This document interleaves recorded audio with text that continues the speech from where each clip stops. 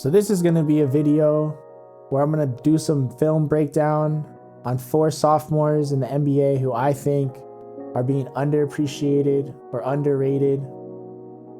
First one I want to talk about is Toscano-Anderson, the East Bay native who's putting Oakland back in the Golden State Warriors.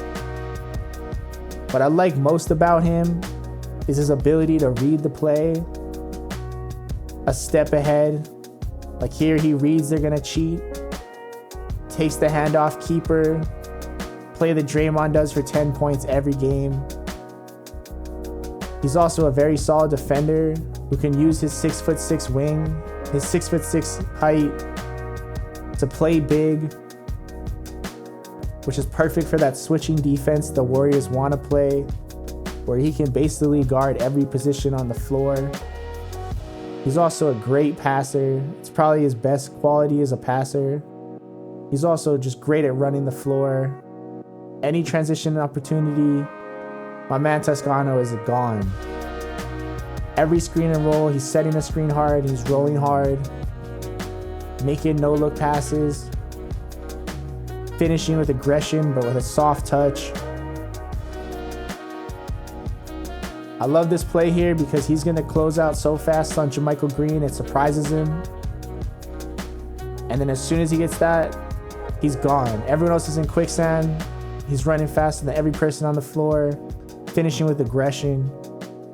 Giving the Warriors team that physicality that they've kind of desperately needed. Here, he recognizes he's open, shoots with confidence. Again, here, as soon as he sets the screen, he knows he's open, wants the ball, he's shooting with confidence because he expects it. High release point, exaggerated follow through. Here, he sees the double team, makes himself available for a passing lane, knows he's going to get helped on and knows where the open shot's going to be, makes the right read. Here again, give the ball up early. He sees Oubre has the advantage. And Toscano's one of those guys who he just loves sharing the ball. You can just tell. He's going to find the open spot and he's going to make the extra pass 9 times out of 10, which is just perfect for the Warriors team. Again, he knows he's open before the ball handler even does, and he knows where the help's going to come from, so he knows where the open shot's going to be. I love this play because he finds Steph where Steph doesn't even know it's going to be open, which is just kind of amazing if you think about it. Again, using his shooting threat to make the extra pass. When you're playing with the greatest shooter of all time, you make the extra pass. He's also very good at switching, sticking with the ball handler.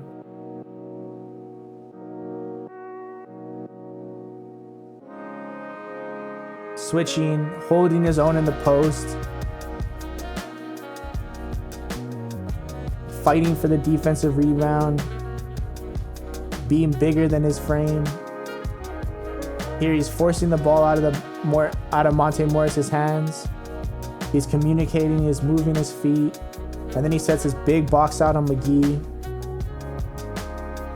and doesn't give up on the play. He's still in it.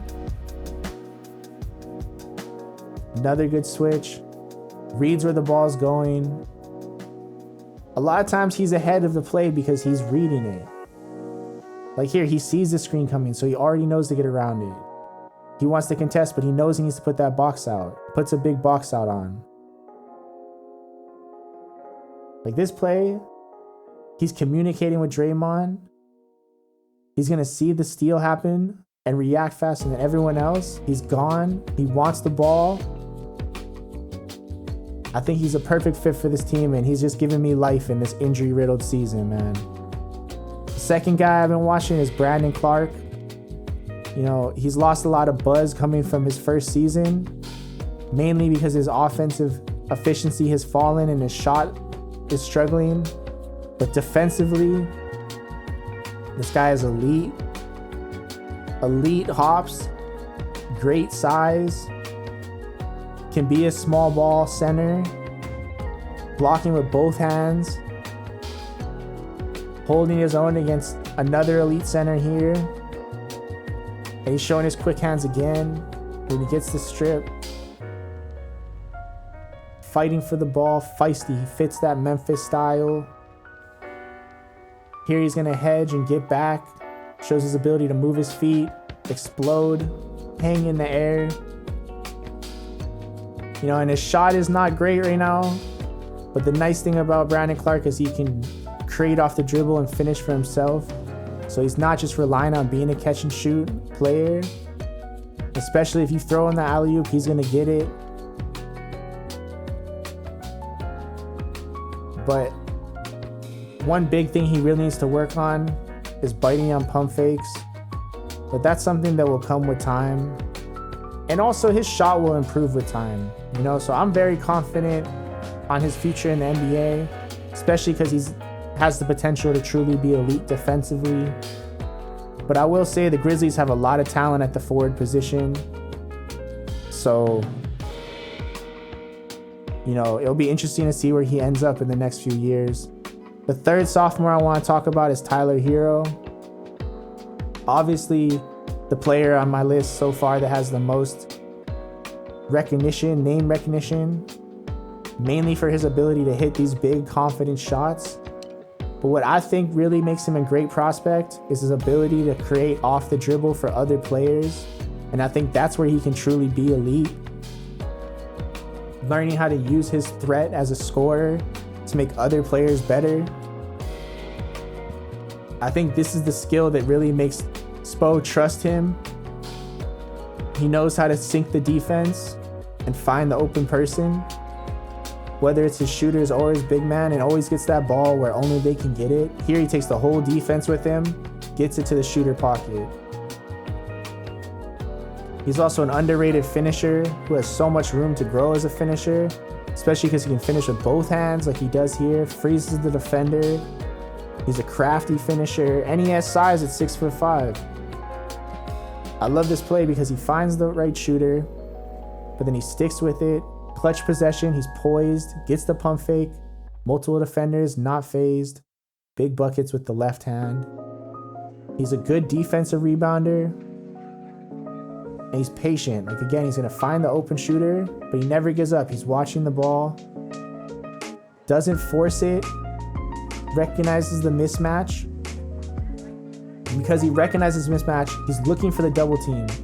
And so they have a two-man game that beats three defenders because he recognizes how the play is going to develop and he reacts. Here he shows how his threat as a scorer allows him to create better shot opportunities. Again, his threat as a shooter creates a dunk. And then the last play I'm going to go with, just to show how smooth he can be with that pull-up. Wow, you got to respect it. Tyler Herro, I'm looking forward to the future. And the last guy I want to talk about is Naz Reid. This is a player who I think has kind of gotten overlooked a lot because he's on the Wolves, and a lot of what happens there gets overlooked or undervalued because the team struggles. But I think Naz Reid is actually a guy who I'm really intrigued by his potential because he's 6'10", but he moves really quickly. He can shoot. He's a competent dribbler. He's a really good screener. He can finish. He has good hands, loves palming the ball. So I don't see where he isn't a starting center in this league eventually, but he's obviously never going to start over Towns. So it makes his future really intriguing, but also just his ceiling, because I'm very interested in seeing the fact that he can be a traditional post defender like he is here, but he also has some switchability. And then his ability to shoot 36% from the three this year, over 33 last year. You know, make that extra pass. You can see how you can keep building scaffolding here of all these talents, you know, ISO defense on a guard. And then he's deceptively quick. Look how much ground he covers here. You know, there's just a lot to build on. Two-man game, this is a beautiful possession. His ability to drive creates the open shot. He reads the play here, moves his feet, gets the steal, and now he's pushing. This is a very valuable skill for centers nowadays. Bam, Draymond. Centers who can rebound and push and let all the smaller guys become targets. Great screen here, solid dunk. He's such a good screener that he just creates space. Like Drew's gonna go down on this play. Look how much space is created just from trying to go under on the screen. And you'll see it over and over again. He's just a very efficient screener. This play, his footwork isn't perfect, but just his athleticism, reaction time, and his size allows him to contest. Here he has a great contest on Drew.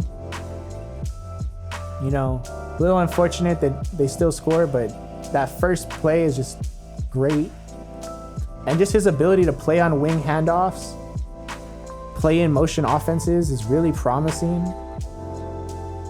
Like if he was on the Warriors, I think he could be a lot of trouble. You know, there's other teams with shooters that could really appreciate him.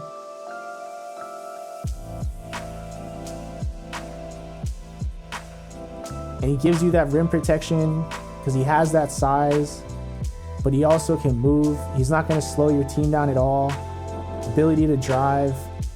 But yeah, all these guys, you know, maybe aren't getting as much praise as I think or enough attention. In this condensed year, it's been really weird, but you know, the NBA is mostly about stars, so it's always nice to focus on the up-and-comers. Anyways, this was another episode of Student of the Game NBA. Talk to y'all soon. Look for more to come.